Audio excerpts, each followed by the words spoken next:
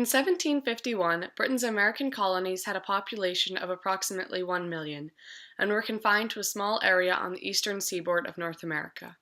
Although the British had laid claim to the Ohio River Valley, so had the French, leading to tension between the two colonies, exacerbated by the conflicts between France and England in Europe. The rapidly increasing British population in America would soon have noticeable effects on the colonies and Britain itself. In his pamphlet, Observations Concerning the Increase of Mankind, Peopling of Countries, etc., published in 1751, Benjamin Franklin addressed pressing issues such as America's increasing population and its relationship with immigration and slavery, as well as its impact on economic policy and geographic needs. According to Franklin, marriages were made more accessible in America by the surplus and cheapness of land.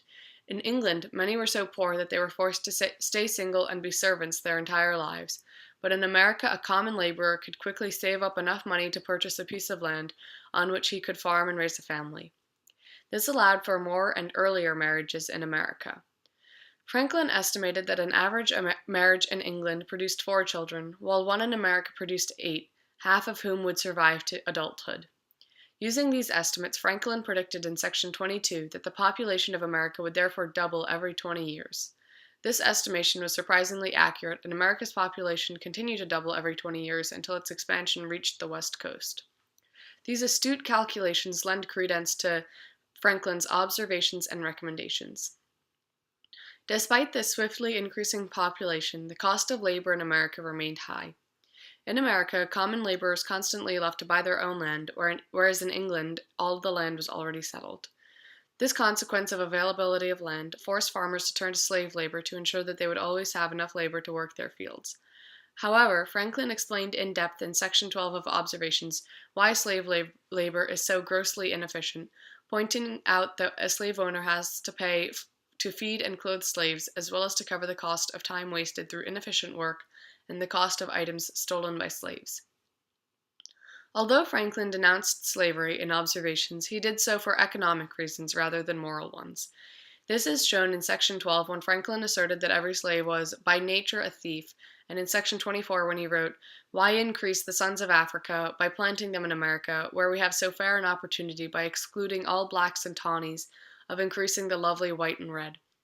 But perhaps I am partial to the complexion of my country, for such kind of partiality is natural to mankind."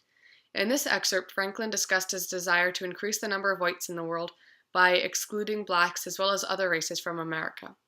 Franklin also owned slaves and published advertisements for slave sales in his newspaper, the Pennsylvania Gazette. However, when Franklin republished Observations in 1769, he altered Section 12, blaming the thieving nature of slaves on the institution of slavery, and omitted Section 24 in its entirety. Franklin's alteration of his views demonstrates his open mind and willingness to adapt to new morals and ideals, and his flexibility can be seen at the end of Section 24 when he admitted that he might have been partial to his own race over others. Population growth in America also had an immense effect on the economic relationship between England and America. In the 1750s, mercantilism was the dominant economic policy and was practiced by most European nations. This theory involved forcing as much trade as possible through one's own ports in order to increase revenue through customs tariffs. Mercantilist ideas were reflected in the Navigation Act, first passed by Britain in 1651, which forced colonists to buy manufactured goods from and sell raw materials exclusively to Britain. These acts limited American economic growth. Benjamin Franklin was adamant in his opposition of the Navigation Acts, as indicated in Section 10 when he wrote, "A wise and good mother will not do it." This opinion was likely a result of his observation of the Iron Act of 1750, which was passed 1 year prior to the writing of this document. The Iron Act ruined the ironworking industry in Pennsylvania by prohibiting the export of iron and the establishment of new furnaces and mills.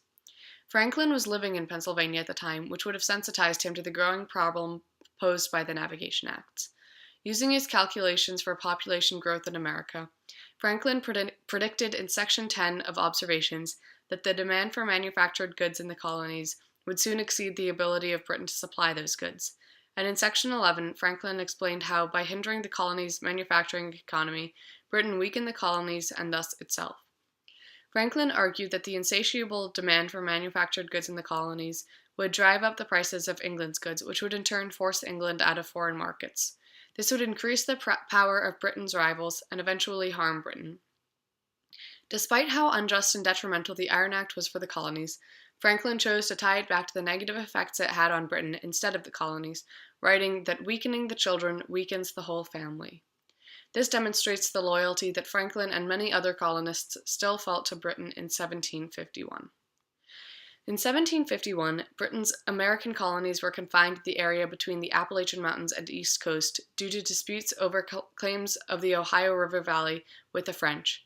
France was on the verge of the French and Indian War with France, which began in 1754, and relations between the nations as well as between the colonies were strained. In Section 22 of Observations, Franklin discussed the ability of a population to increase logistically until it reaches a limit at the carrying capacity of the environment. This observation resulted from his concern over the rapidly increasing population, which he projected as doubling every 25 years due to prolific marriage and procreation made possible by inexpensive land. In Section 22, he also wrote how important an affair then to Britain is the present treaty for settling the bonds between her colonies and the French, and how careful should she be to secure room enough since on the room depends so much the increase of her people. This quote shows clearly that Franklin believed Britain needed to claim the land in the Ohio River Valley if the population were to continue to grow at the rate he previously projected. In his document, A Plan for Settling Two Western Colonies, written in 1754, Franklin reasserted the need to expand into the Ohio River Valley and presented a solution to concerns expressed in observations about how to take control of this territory. In this document, Franklin addressed the disputed claims to the Ohio River Valley, mentioning in Section 1 that the English population will not be able to increase until they are able to claim this land. He also expressed his concern that if the French population were to grow, that the French would then be too powerful and become belligerent and injurious to the British.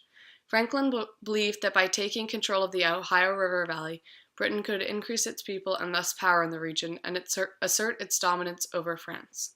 Franklin's stance in Observations and a Plan for Settling Two Western Colonies suggests that Franklin supported the French and Indian War and subsequent British expansion into the Ohio River Valley. Benjamin Franklin wrote Observations to address many pressing issues of the 1750s and how they related to the increase of populations. First, Franklin identified the rapidly increasing population in the American colonies, attributing it to the cheapness of land on the western frontier, which allowed colonists to buy land and start a family early in life. Franklin asserted that slave labor was in fact a poor economic choice, and that the only reason to use slaves was the continual immigration of common laborers to more inexpensive land further west. Franklin concluded that the economic policy of mercantilism and the Navigation Acts were not only detrimental to the colonies, but also to Britain itself. He deduced this from his calculations concerning population increase, from which he gathered that the demand for goods in America would soon surpass what England could supply. The inflation of prices would drive England out of foreign markets and ultimately harm England more than the colonies. Lastly, Franklin expressed the need of Britain to be the sole claimants of the Ohio River Valley, even though it meant Britain would go to war with France. Observations concerning the increase of mankind, peopling of countries, etc., are recommendations written by Benjamin Franklin for Britain on how to improve itself by strengthening its empire. By relating immigration, mercantilism, and relations with France to population increase, Franklin was able to provide Britain with solutions for various pressing issues.